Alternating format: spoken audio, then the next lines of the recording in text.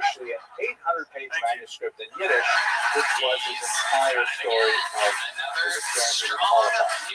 Now, what happened when they got to Brazil, there was a big fracas over the entire scheme, and the Brazilian government refused to let the boat land, similar in some ways to the St. Louis, off the coast of Miami Beach. And so they had to spend several months going up and down the coast trying to figure out where they would land. And then Wiesel, when he emerged from his cabin, realized that he was on board with about 600 of these Jewish Holocaust survivors who were in fact going to take advantage of this particular incentive for land. And he realized that he had the opportunity to tell the story of why they were doing this, and of course their regrets and so on. They ended up not doing it. But his delay of a couple of months and the fact that he was offshore meant that none of his letters to his beloved or her letters to him could reach each other.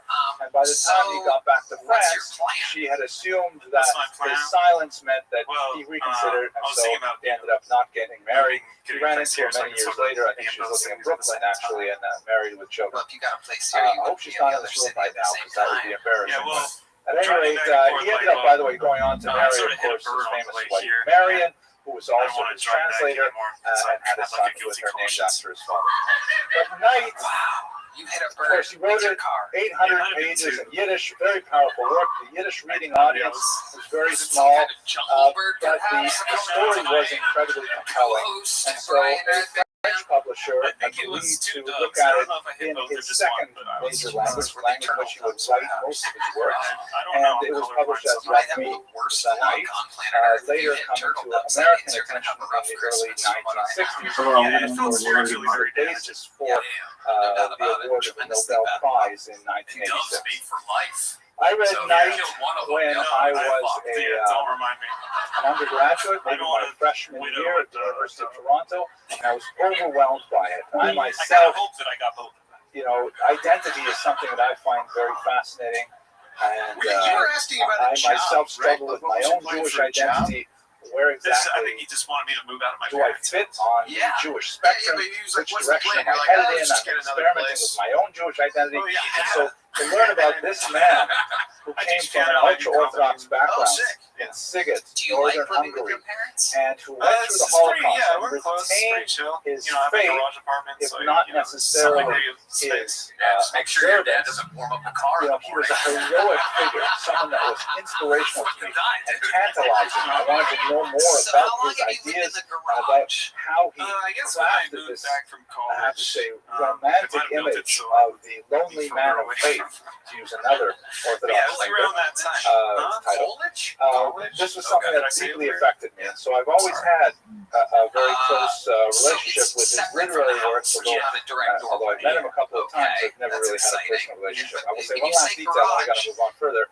When I was reading the second volume of his biography, I read with a twinge of jealousy the name of some of my colleagues, people my own age, who were his students, and he mentioned them in his autobiography. I said, I wish my name was among those. There's an apartment above the garage. Anyways, Knight is how I approached Wiesel first, some 40 years ago, and I'm saying it like I'm the asshole. You sleep directly here's a above photograph car, so whether it's your next door neighbor or it's just below you, very close to you're the next date to a fucking of car. his deportation Up or down, to side to side. Auschwitz. From And it was really here that this story began. So I mentioned he comes from northern Hungary. His family were Orthodox, although his father insisted on having his son learn modern Hebrew, which was a little bit unusual for a region of the world that would normally be otherwise quite Haredi. His family was very close to the Vishnu's dynasty, and in fact he met the previous Vishnu's Rebbe get away while from he was still alive in the 1930s. Not really, but, he was an extremely devoted student of Talmud, somewhat of a loner, preferred in his own description to spend most of his time in his studies and in his room, poring over the ancient texts. And by the time he reached his early teens, he was already a student of Kabbalah, which is unusual. It's true that in the Hasidic iteration of Judaism that one finds in this region, the study of Kabbalah is valorized and is considered an extremely worthwhile approach. It was generally shunned for the dumb. Nevertheless, he and two of his friends found a Kabbalah teacher and the three of them with their teacher engaged in very deep probing study of the mystical texts of Judaism. Fascinatingly, they did not restrict themselves to the theoretical Kabbalah, but rather they also engaged in theurgic Kabbalah, meaning practical Kabbalah, the attempt to use Kabbalah in its magical form. This was definitely a secret kind of activity that would have met with significant opprobrium in Lithuanian circles, and it met with significant criticism as well among his peers. What are they trying to do? Hungary, we don't have time to go into the detailed history of the period, but let us recall that Hungarian Jews actually survived most of the war because Admiral Horthy, the leader of Hungary, was a somewhat reluctant ally of Hitler, and that while his connection to the Third Reich was military in nature, you recall that Hungary, even think about his title, Admiral Horthy, right? Hungary was a landlocked nation. There was no outlet to the sea, and here it's run by an admiral.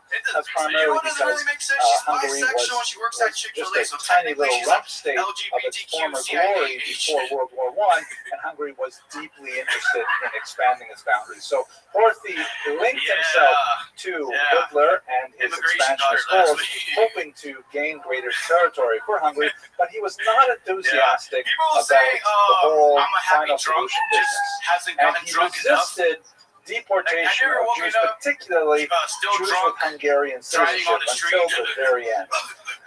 He would, as many of the allies who are in this category, many of the allies of Hitler, he would not have too much compunction about releasing non-Hungarian Jews, refugee Jews, or Jews of other nationalities who are on the borders of Hungary. But Hungarian Jews per se, Magyars, he protected them right until the very end. In 1944, there was an internal coup, and a much more right-wing government took over in Hungary, and under Nazi influence, of course, because Hitler was deeply interested in promoting the object of the final solution, even at the expense of his own military expansion. He was prepared to sacrifice the movement of troop trains in order to guarantee more Jews being sent to the concentration camps. And so there was a rush at the end of 1944 in the middle of 1944 to send Hungarian Jews to the death camps. Is it mostly comedians? That's why so many of the Jews who survived the Holocaust are from Hungary, simply because they were among the last to enter into that hell we know as Auschwitz and the Vernichtungslagersystem. So he and his family were deported in the middle of 1944. This is why we can't have Latinos anymore, sir. You're fucking it up. We will discuss you're ruining it for everybody. Your first joke, his father was a small grocery merchant. His name was Shlomo, and his later name his son, Shlomo Elisha, after his father. His father was apparently a very well-liked individual, not especially scholarly, but very much a community-minded individual, regularly sending credit to Jews and non-Jews in the region in his store, and many of the feelings that Elie Wiesel has about the Holocaust are wrapped up in his feelings about his father. In his autobiography, he speaks about the frequent recurring feelings he has of his father prior to the war and during the war. His mother came from the Vishnu dynasty, and you can see her here with his two elder sisters, and there's Elie Wiesel at the bottom there. Loving family in many ways. There's another photograph of Elie Wiesel on the right with his mother and his youngest sister, Zipuka, Zipporah. His father, his mother, and his younger sister would not survive the war. His two elder sisters would, in fact, and they would be reunited several years later. One telling moment, I think, from his biography that's quite fascinating. While he was a young child, his mother brought him to the Vishnu Rebbe, this generation who passed away in 1936, to receive a bracha. Elie Wiesel recalls that the Vishnu put him on his lap, spoke to him and learning, asked about what Gemara he was learning and so on. He was, perhaps 7 or 8 years old at the time. And then the Vishnuster asked to speak to his mother alone, so he went out to the hallway. And then in the end, you said your sister got deported by immigration. That didn't happen either, right? And so he wondered, is your perhaps sister he really gay? done poorly on the Fraher. Perhaps he answered incorrectly to the Vishnuster Rebbe. Maybe, the Vishnuster said that he wasn't a very good student. But in reality, his mother told him, I'm sorry. What do you do for he work? found out many years later from a cousin on his deathbed that what his mother had said was that the Vishnuster Rebbe had told her that her son would grow up to be a great man, but neither he, the Rebbe, nor she, his mother, would live to see it. Oh, you're saying Have a prophetic moment. No, really? The urgic Kabbalah that he was engaged in with his friends, to return to that point for a moment, was primarily directed to the goal of averting the disaster that was looming on the horizon. We're not sure what was going to happen, but remember, it's 1944 already. There's lots of news circulating. The war has been going on for several years. They know a lot about the movement. They're able to pick up Radio Free Europe and other radio stations. They know what's going on. Radio Moscow. And so he and his two compatriots were engaged in trying to use the power of Kabbalah to avert this disaster. He describes, it's hard to imagine this actually happening, but it's in his autobiography, that both of his friends, one a few months after the other, fell into catatonic paralysis, such that they were simply bedridden and unable to speak, and he recalls how they were actually carried out to be deported on stretchers because they were overwhelmed by their capitalistic research.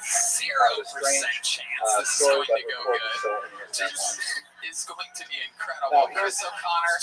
His entire life was defined by those 11 months that occurred I was having a really good day up until how exactly he was shaped by them and what he would do with that information really defines the arc of Eloise's life. So let us understand a little bit of it. How long did they you were, of freestyle course, for? This is deported something you to took the kind of great seriously? death camp Colorado, I was making music, featured music videos and at stuff like the that. initial embarkation point, disembarkation point, a selection usually conducted by a medical official like Joseph Mengele, the notorious white angel, who would indicate that those who were of especially strong physical fitness should be directed to one area where they would be put into slave labor, and the other group, much larger group, would be sent immediately for Zonda Bahato, special handling in prison for